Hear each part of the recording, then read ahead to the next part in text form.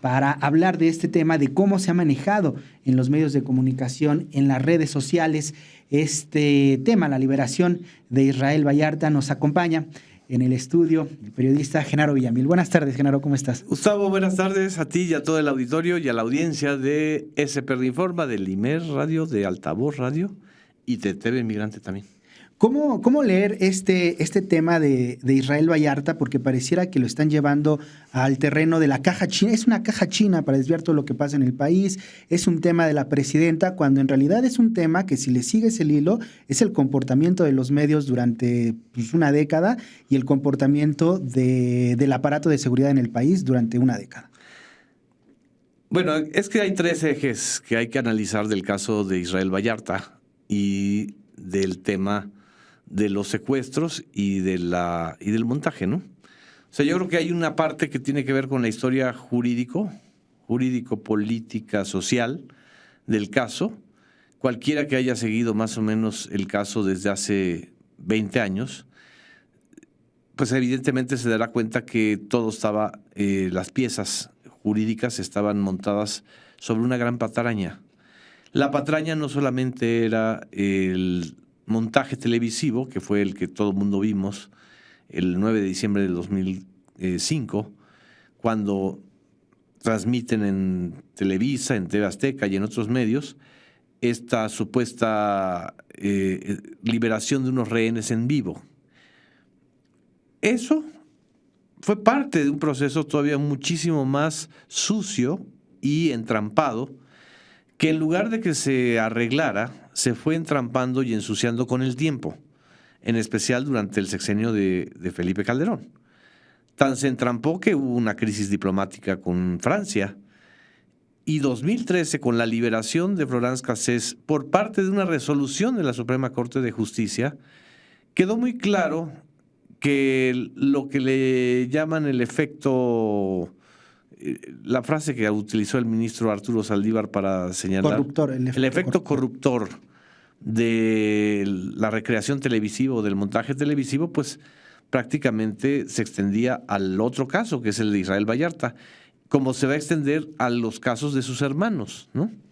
Pero después, en el 2009, hubo una oleada de detenciones, incluyendo a los hermanos de Israel Vallarta y otros parientes, para justificar todavía más la patraña de que existía la banda de los Zodiaco, ¿no? Entonces, tarde o temprano, en algún momento, iba a o emitirse una sentencia inculpando a Israel Vallarta o liberarlo. Y finalmente acabó liberándolo una jueza, porque efectivamente no encontró ningún elemento y aplicó el mismo criterio que se aplicó en el caso de la francesa Florence Cassés. O sea, se le libera a Israel Vallarta como una parte del efecto corruptor del montaje. Entonces, ahí no hay ninguna caja china, ahí está el proceso jurídico muy amplio. El tema de que recordemos ahora a Loret y que Loret haya sido pues la estrella de las redes, es decir, lo que estaba yo viendo en el estudio que nos manda nuestro profesor Carlos Augusto Jiménez Zárate, que de más de 100,000 reacciones que se generaron en la plataforma X sobre la liberación de Israel Vallarta, el enorme volumen de comentarios tuvieron como hashtag Lord Montajes, que es como se le conoce y se le conocerá desde entonces y desde siempre a Carlos Loret de Mola, y el otro hashtag que dice sigues tú, Loret, ¿no? Por supuesto que el tema con Loret es muy delicado para toda esta cofradía mediático comentaristócrata de los que se tapan los unos a los otros. Fueron tantos años y tantas mentiras que se contaron, que todavía sigue la señora Marilena Morera, una persona a la cual yo respeto, pero sigue contando mentiras, de que a final de cuentas sí eran secuestradores. Nunca se confirmó que ellos hayan secuestrado a las personas que dicen que secuestraron. Nunca. Dos, evidentemente, Carlos Loret y Televisa se prestaron a una patraña, a operación propagandística de Genaro García Luna y de Luis Cárdenas Palomino, porque en ese momento lo necesitaban, ¿sí? Porque en ese momento lo que ellos necesitaban era desviar la atención de un escándalo que en diciembre del 2005 se detonó porque unos agentes de la Agencia Federal de Investigación, de la AFI, encargada en ese entonces, o bajo el mando del Genaro García Luna, había entregado a unas personas del Cártel del Golfo al Cártel de Sinaloa. Es decir, se demostró lo que ya después supimos todos, que Genaro García Luna trabajaba para el Cártel de Sinaloa, ¿no? Ya desde agente de la AFI. Lo que pasa es que había ya un escándalo en torno a eso, y entonces este montaje viene a espectacularizar, ¿no?, el logro, ¿no? Ya después, lo que la propia Televisa demostró y comprobó por una reportera que trabajaba en Televisa, Yuli García, que trabajaba con Denise Merker en el programa Punto de Partida, si no me equivoco el nombre, que había un problema con la edición. La edición de la transmisión tenía unos cortes muy extraños donde se indicaba que había una reconstrucción de los hechos y no que era en vivo. Entonces, todos estos años en los que Loret, por un lado, ya admitió, pero no pide disculpas, y por otro lado dice que él no fue el único, sino que fueron varios, lo único que ha hecho es concentrar y centralizar más en la figura de Loret el escándalo, porque evidentemente hubo un trato privilegiado para Televisa. Y era un comportamiento recurrente durante esos años, los montajes. Está, recuerdo, el de Rubén Omar Romano, quien era director técnico de Cruz Azul, y se dice que también fue liberado un día antes y se arma todo el show para que los medios de comunicación puedan tener estas... Así es. ¿Qué es lo que sale mal en este montaje que destapa todo este teatro? Bueno, en primer lugar, lo que salió mal fue que en cadena nacional están torturando a Israel Vallarta y todos lo vimos, o sea, cuando le reclama a Luis Cárdenas Palomino que le estuviera dando golpes en la espalda. 2, que detienen a una ciudadana francesa, Florence Cassés, que no se va a dejar, y que además su familia y la embajada y el gobierno francés siempre insistieron en la inocencia de Florence Cassés, y esto se fue escalando. En lugar de resolverse, se fue escalando. Florence Cassés, es lo que hay que recordar ahora, es quien le hace una llamada telefónica desde el penal a García Luna en una entrevista con Denise Merker para decirle: yo no soy parte de esos secuestradores, y tampoco nos detuvieron el mismo día que ustedes dicen que nos detuvieron. O sea, los detuvieron un día antes para preparar el montaje, el telemontaje o la teletransmisión. Es decir, no fue algo fortuito, no fue algo que los propios medios hubieran pedido, que es lo que siempre dice Genaro García Luna, que esa fue una recreación a pedido de los medios. Sí. ¿Y qué papel jugaba el Poder Judicial en todo este entramado? Porque sí parecía sometido a los intereses de mantener tanto a Florence Cassés como a Israel Vallarta en la cárcel y que no dijeran qué había pasado, se supiera su versión. Ese es el gran tercer eje del caso. Es el sometimiento del Poder Judicial durante la época de Felipe Calderón. Llegó a estos grados tan nefastos de embarcar a todo el sistema de justicia, de procuración de justicia, empezando con la Procuraduría General de la República en ese entonces a cargo de Daniel Cabeza de Vaca, y después, con Calderón ya como presidente de la República, pues también embarcó a su primer procurador y a su secretario de Seguridad Pública en ese momento, que era Genaro García Luna. Es decir, si al menos hubieran seguido los puntos rojos o los focos rojos del caso Vallarta, Genaro García Luna y Luis Cárdenas Palomino jamás hubieran sido los titulares de una secretaría como esa en el sexenio de Felipe Calderón. Al contrario, tal parece que demostraron con eso su impunidad. Y esa impunidad la estaba también avalando Felipe Calderón. Y también la estaban avalando una red, aquí estamos viendo la imagen de Isabel Miranda de Wallace, una red de organizaciones creadas para disfrazar la lucha contra el secuestro. La supuesta lucha, porque eran los que encabezaban. Así es.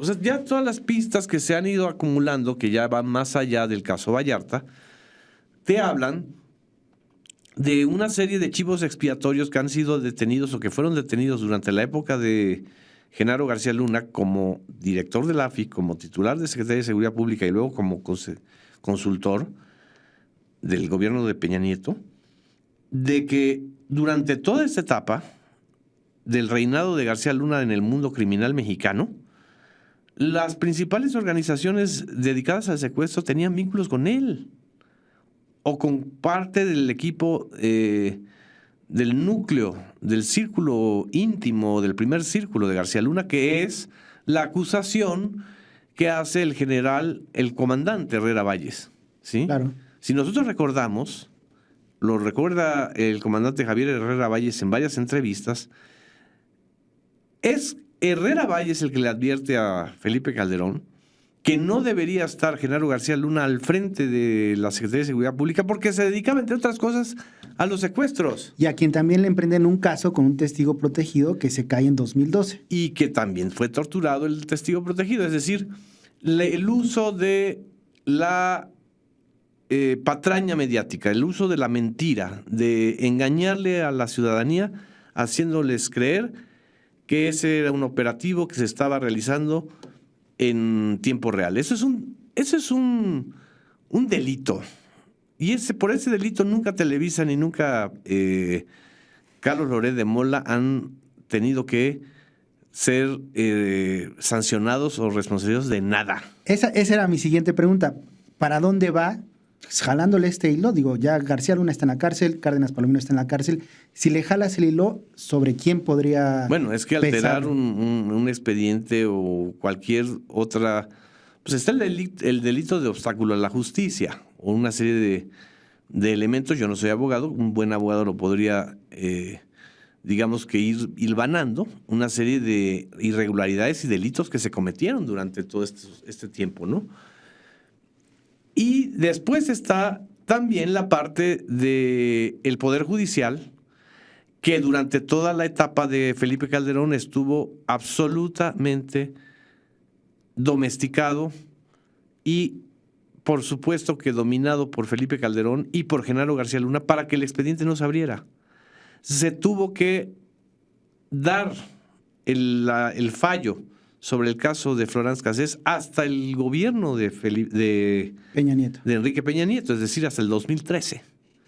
¿Por qué? Pues porque todo el entramado, toda la narrativa del sexenio de Felipe Calderón en contra del crimen organizado, en contra de los cárteles de la droga, estaba sustentada en todos estos personajes que ya son personajes de vodevil, Miranda de Wallace, viva o no, Marilena Morera, las organizaciones, supuestas organizaciones civiles o ciudadanas de buscadores o de gente que también tiene parientes desaparecidos. Es decir, lumpenizaron y criminalizaron el tema para encubrirse a ellos mismos. Yo creo que esta es la gran historia que está detrás del caso Vallarta. Muy bien. Muchas gracias, Genaro. No sé qué más para concluir esta conversación, ¿qué hay que agregarle a esta conversación? Bueno, nada más, pues tener dos neuronas de más no es muy difícil. Esto, cualquiera que esté diciendo que ahora se trata de pues de montar un distractor o una caja china, o de que, porque hoy leí un texto de Álvaro Cueva que me asustó mucho, porque siendo él experto en medios de comunicación está diciendo que Loret y Televisa no tuvieron ninguna responsabilidad. Me preocupa que alguien que escribe sobre medios de comunicación, que analiza los medios de comunicación, a estas alturas venga con estos discursos, me parece muy, muy torpe, ¿no? Por decirlo menos. Sí, tratar de excluir a un medio de comunicación que era aliado de esos montajes, no puedes... Pues es que no era aliado, es que el sistema político mexicano se fabricaba y la caja china, la verdadera caja china del sistema político mexicano se llamaba Televisa, ¿sí? Los distractores, las escenografías, los montajes, los realities ficticios o reales se cocinaban en Televisa. Entonces, pues no, Televisa no iba como cualquier reportero de La Fuente a un evento. Televisa llegaba con el aparato que significaba el poder de penetración que tenía los noticieros de Televisa. Entonces, no vengan a estas alturas a decirnos que, bueno, pues Televisa también fue una víctima, ¿no? Así es. SPR Informa. Tus causas son noticia.